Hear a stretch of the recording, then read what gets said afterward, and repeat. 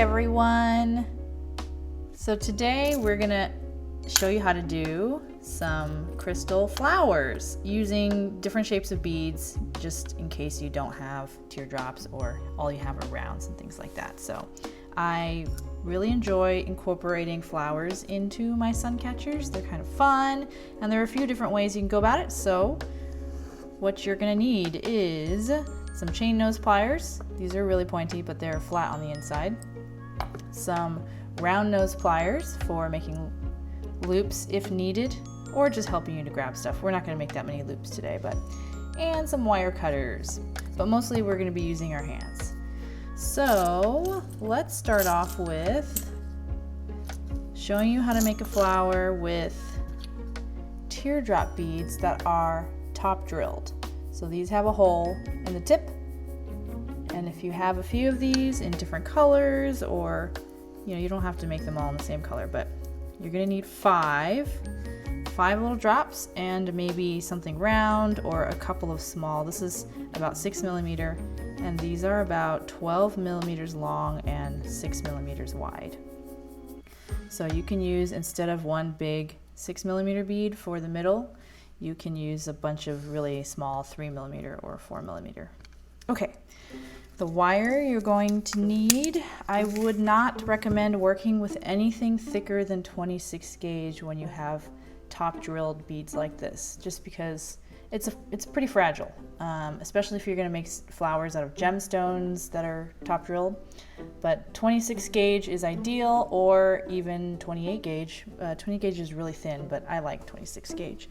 So that's what we're going to use. So we are going to work with a length of about maybe 1.5 feet, so 18 inches. I always go extra. I'm just going to show you how I've been doing it for years. This works out pretty well for me.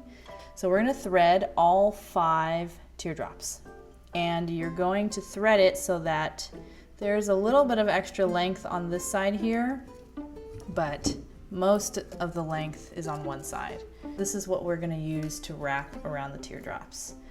So I kind of will push them close together so all the teardrops are touching, and then I will bend the wire like this at first, and then I will continue trying to kind of make the wire into almost like a circle, just getting it as close as you can to this gap right here, getting the crystals as close as you can to each other. So over here, the 2 wires are kind of crisscrossed. So we're gonna leave it like that for now, and then what we're gonna do is we're gonna just brace the whole flower like this with our fingers, and you're gonna take the really long side, and it's starting off behind, so you're just going to bring it in between these 2 crystals, and then you're gonna go over the one right next to it, and then back behind the next one, and then over the next one. So we're just kind of creating like an S weave or something behind, in front and behind, in front and behind. So you're going to go like that, and then when you get to this side, they should technically alternate. So now you can keep going.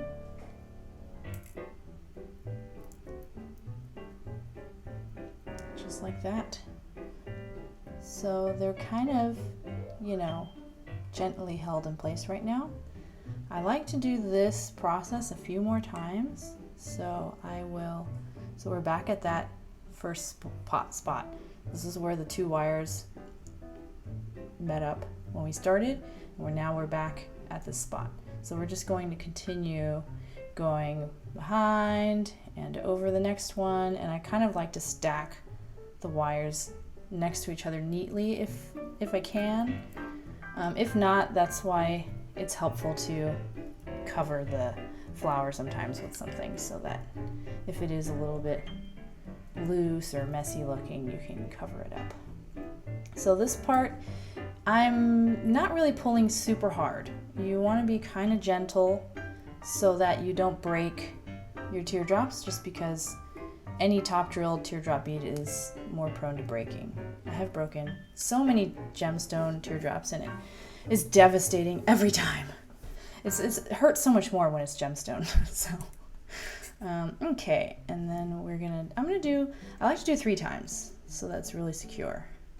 So I just keep going over and in front, behind, and then over. And then you just keep making passes until you count that it's got 3 on, just look at, isolate one teardrop. It's got 3 on this front side, and then flip it over, and if it has 3 on the other side. So if you notice, this teardrop here only has 2, but it has 3 on the front, so that means we still need to go behind one more time. And it should look like that. So you should have 3 layers of wire wrapped around every teardrop.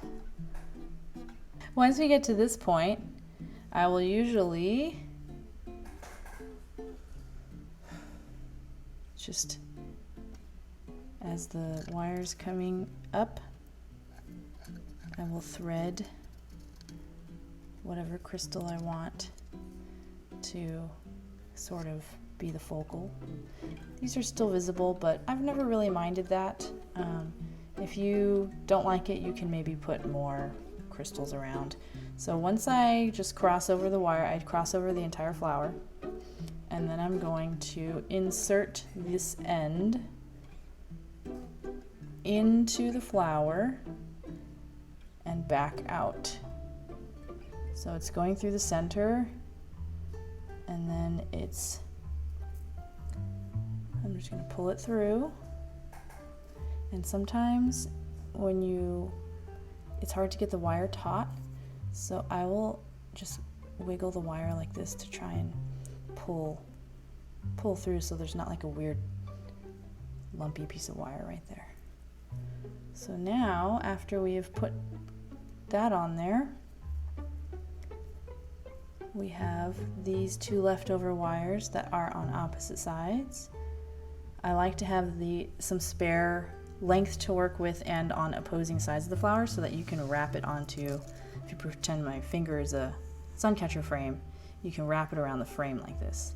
And sometimes I find that even when I wrap, like if you wrap it around your suncatcher frame like this, one on one side, one on the other, it still might not be super secure, so I'll wrap this a few times and then I'll end it, and then I'll take whatever wire was, going onto the frame of my suncatcher, and I will secure it a couple more times just to really make sure it doesn't wiggle too much or is too loose.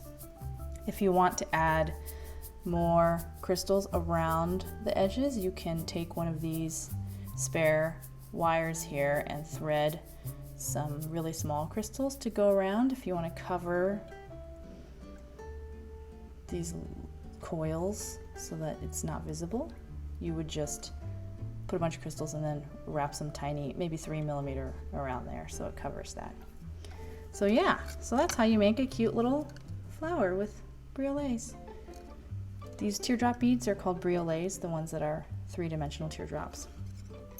So, if you have different shapes of teardrop beads, those are fun. You can create some fun with different sizes.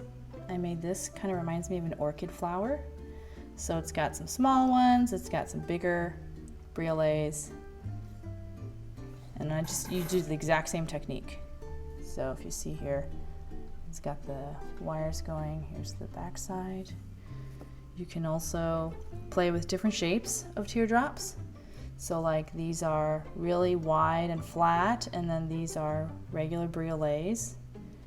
You can play with different colors, make some neat, interesting flowers, put some beads on the top.